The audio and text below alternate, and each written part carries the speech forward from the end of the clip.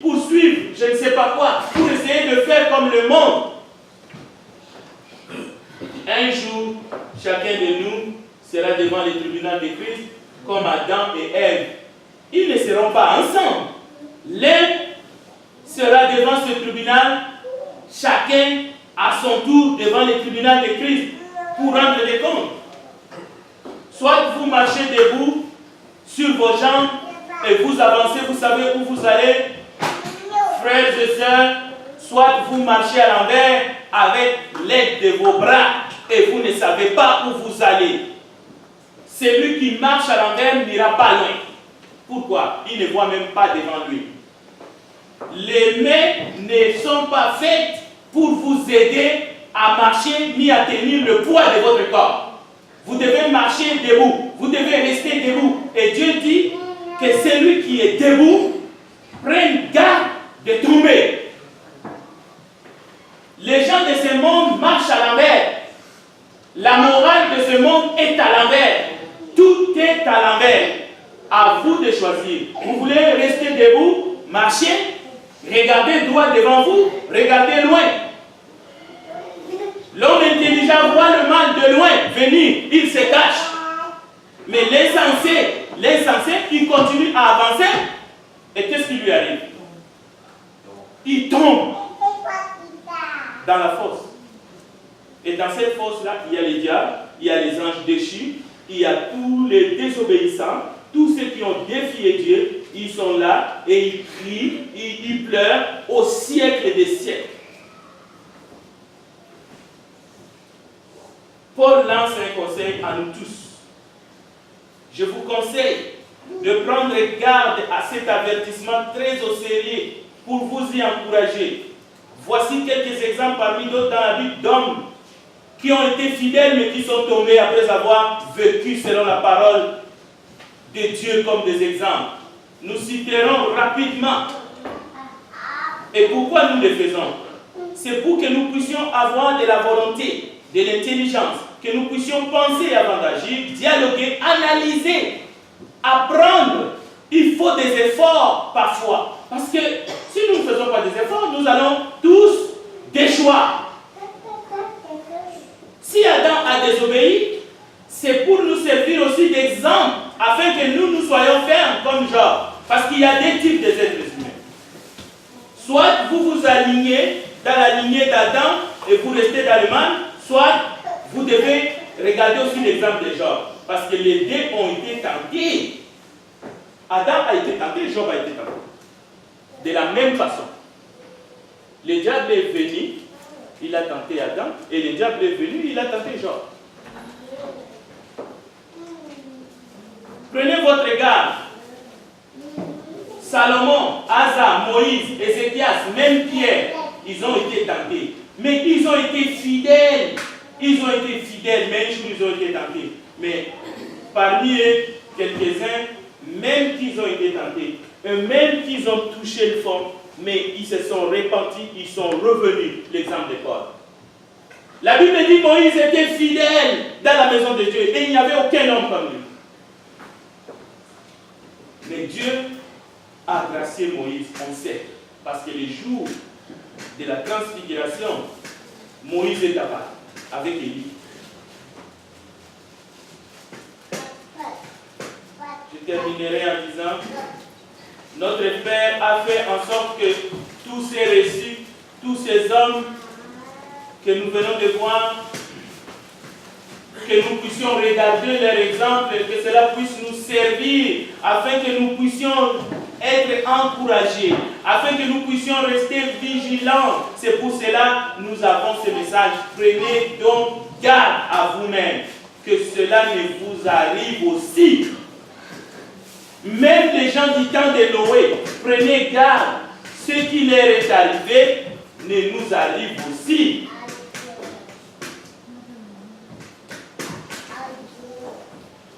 Les diables se moquent de toi. Il se moque de beaucoup de gens. Son but, nous retourner le cerveau. Pourquoi? Pour faire le contraire de ce que la parole nous enseigne. En pensant que nous sommes en train de faire du bien. La Bible est claire là-dessus. N'appelez pas le mal bien et le bien mal. Saül croyait persécuter l'Église, mais il pensait qu'il servait le Dieu, l'Éternel, en le faisant. Un jour, Satan dit à Dieu, c'est Dieu qui dit à Satan, parce que Satan est venu de nulle part. Dieu lui dit, tu as vu mon serviteur Job? Ok, je te les livre. Tous les biens de Job, tous les biens de Job, je te les livre. Mais ne les touche pas. Ça, c'est Dieu qui dit à Satan. Après avoir tout perdu, qu'est-ce que Job va dire?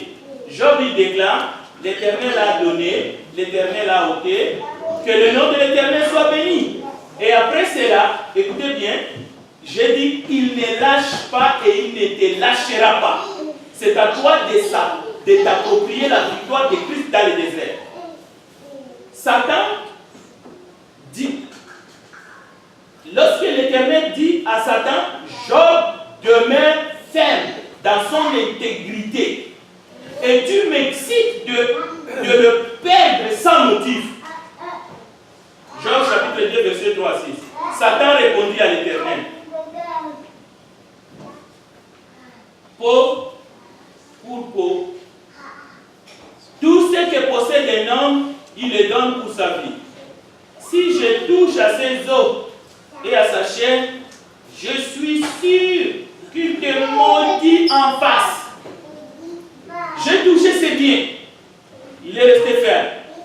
C'est ce que nous avons vu dans le message. Lui ne cherche pas tes biens. Lui cherche ton cœur. Satan a touché les biens de Job. Et même plus que les biens de Job. Parce qu'il a touché ses enfants. On ne peut pas classer les enfants comme des biens. Parce que tes enfants, ils font partie de toi-même. C'est pour ça que ça fait mal. Qu'un gang arrive et il cueille la fleur rose que tu as arrosée depuis 16 ans et s'en va avec. Pour jouer avec ça pendant 24 heures. Après il vient, il te la ramène manganée.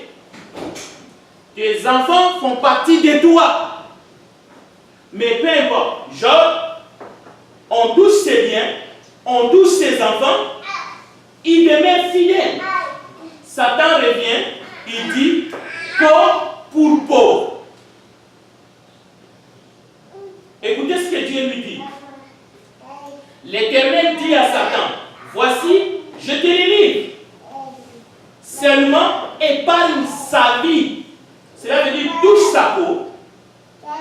Mais épargne sa vie. Tu n'as pas l'autorisation ni l'autorité de porter atteinte à sa vie.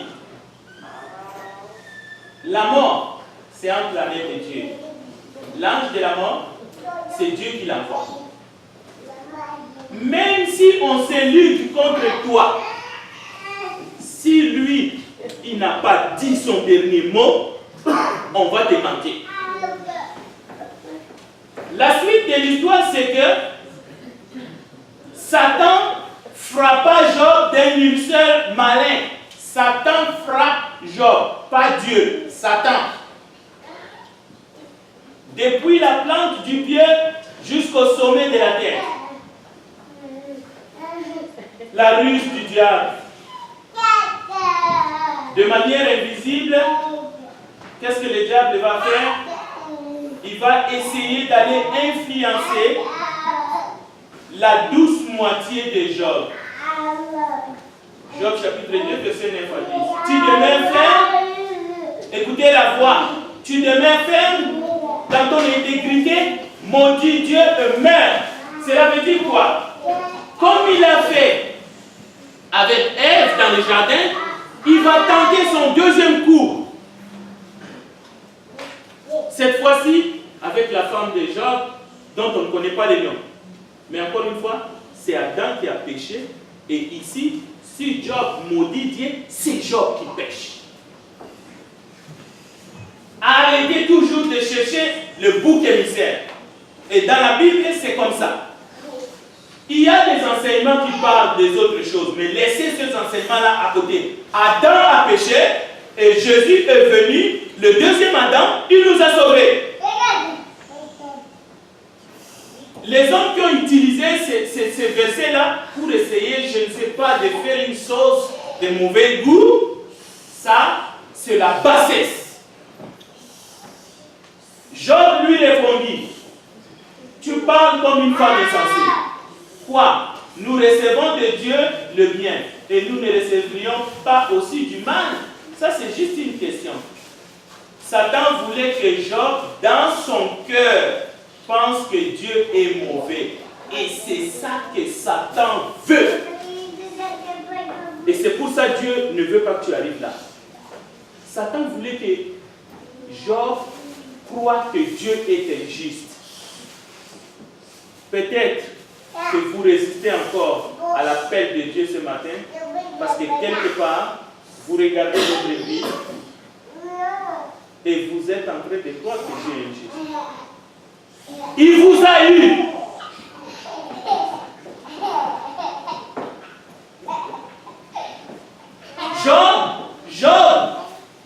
Job, il dit, je ne peux pas maudire Dieu. Dieu n'est pas injuste. Job n'a pas maudit Dieu. Je dois préciser, ni Job, ni sa femme, personne n'a maudit Dieu. Les instigations sont venues du diable. Mais ces investigations ont été arrêtées, stoppées par Job. La même chose, Adam avait l'autorité, parce que c'est lui qui a reçu les instructions, de stopper les instigations du diable dans les jardins d'Éden. Mais Adam est tombé et Dieu l'a pardonné. Mais vous et moi, parce que nous ne parlons pas ici d'Adam, de ce qu'Adam a fait, Dieu ne va pas te condamner à cause de ce qu'Adam a fait. Es-tu prêt à accepter la grâce de Dieu, le pardon que Dieu offre à tous les humains ce matin? En tout cela, Job ne pécha point à ses rêves.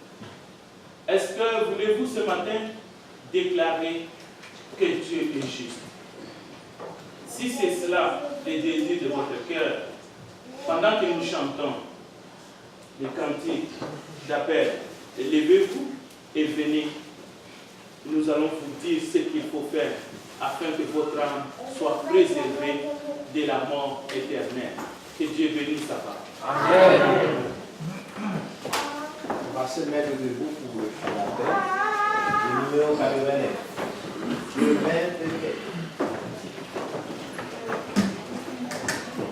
Le main peut-être du poil. C'est combien le numéro? Le numéro 89. Oui, merci.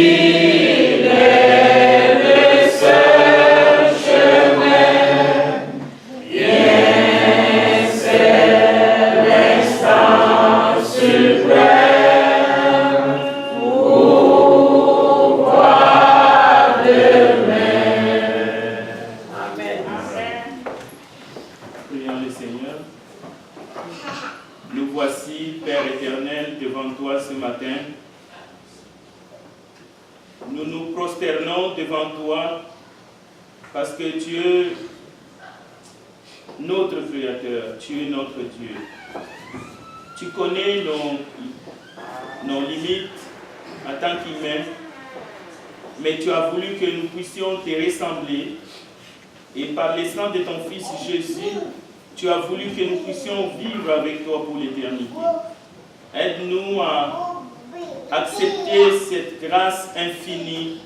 Aide-nous à rester debout et à marcher en portant chacun sa croix et en suivant notre Seigneur qui nous a tracé la route. Père, bénis tes enfants qui ont écouté ta parole. Aide-nous, Père, à ne pas fermer notre cœur à ton appel. Pardonne-nous encore, Père, et manifeste-toi afin que chacun puisse saisir ta main. Nous te confions non seulement nos cœurs, mais toute notre vie. Au nom de Jésus-Christ, nous avons ainsi prié. Amen. Amen.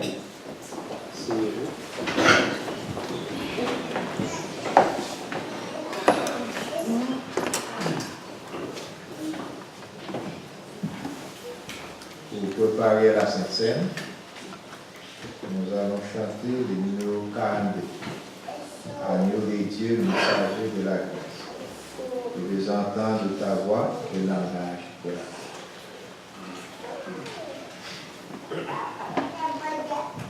Le numéro 42.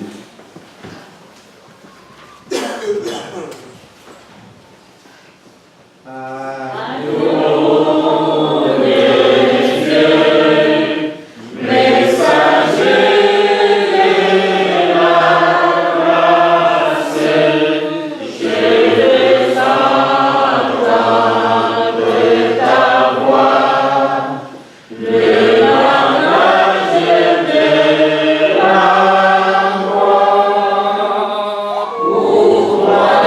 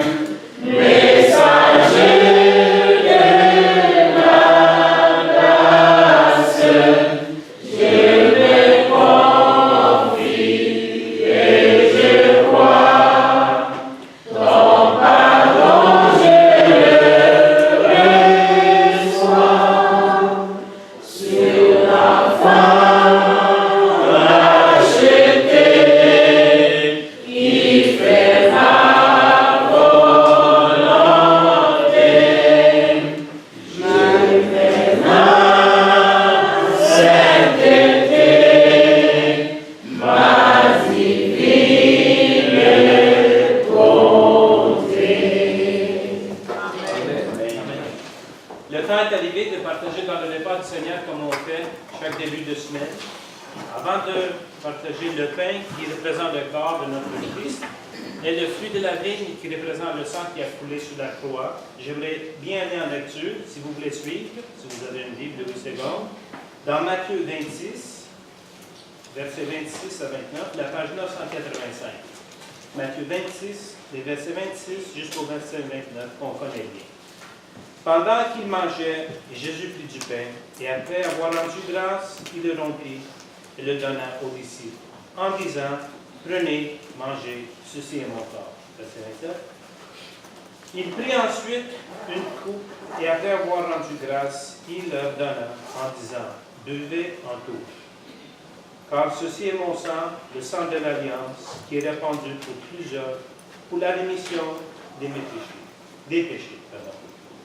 Je vous le dis, je ne boirai plus désormais de ce fruit de la vigne, jusqu'au jour où je viens, Jean boira du nouveau avec vous dans le royaume de mon Père.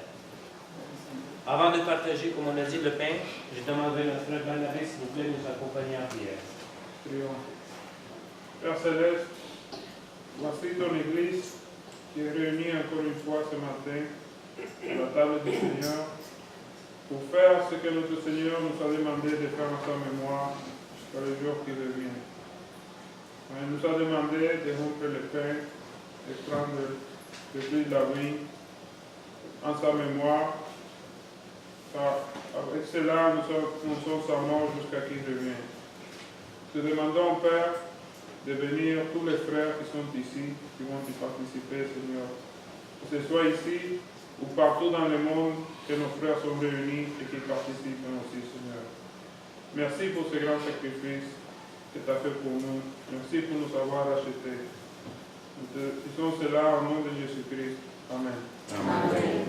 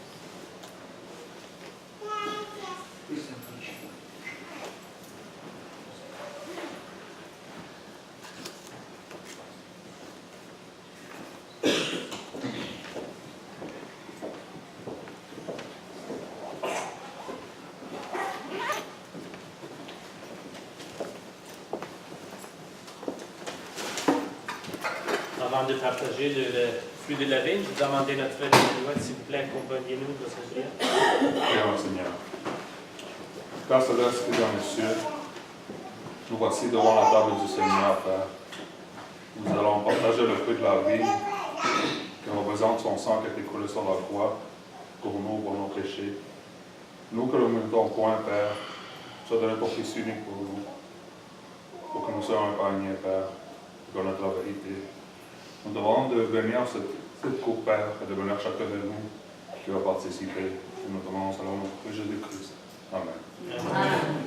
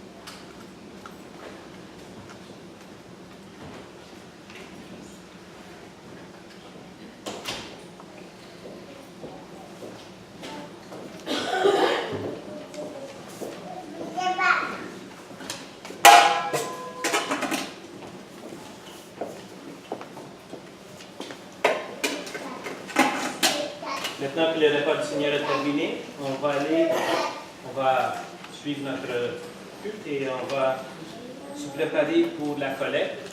Et avant de passer le panier, j'aimerais aller en lecture une autre fois avant de prier. 1 Corinthiens, verset 16, les premiers deux versets qui dit « Pour ceux qui concernent la collecte en faveur des saints, agissez vous aussi comme je l'ai ordonné aux églises de Galatie. Que chacune de vous, la première jour de la semaine, mette à part, que chacune de vous, le premier jour de la semaine, mettez à part chez lui ce qu'il pourra, selon sa prospérité, afin qu'on n'attende pas mon arrivée pour reculer des dons. Prions le Seigneur. Père Saint, avant de partager le panier, donnez chaque frère, sœur et même enfant qui vont donner de l'argent qu'ils ont mis à part pour toi, une somme que Seulement toi et eux, ils savent qu'est-ce qu'on met à part. Selon, comme on a lu, leur prospérité et selon leur désir aussi, Père Saint. Car on sait que tu es Dieu qui nous aide et tu ne nous demanderais jamais à faire l'impossible. Il ne faut pas oublier que si on donne à cause qu'on t'aime, pour le temps que tu le fais pour nous. Et le peu qu'on peut te redonner, on doit le faire avec joie, avec un cœur humble, on doit être heureux. Et tout cela, c'est dans le nom de ton Fils Jésus. Amen. Amen.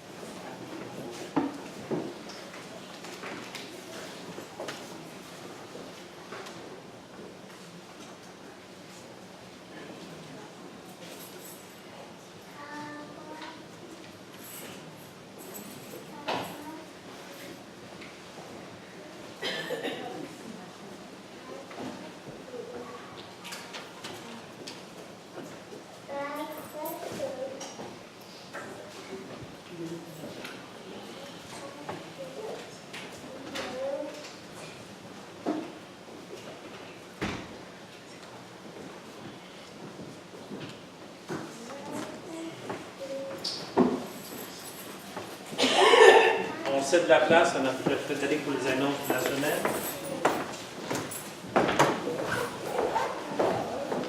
Nous voulons d'abord souhaiter la bienvenue à nos visiteurs et nous avons le plaisir et nous sommes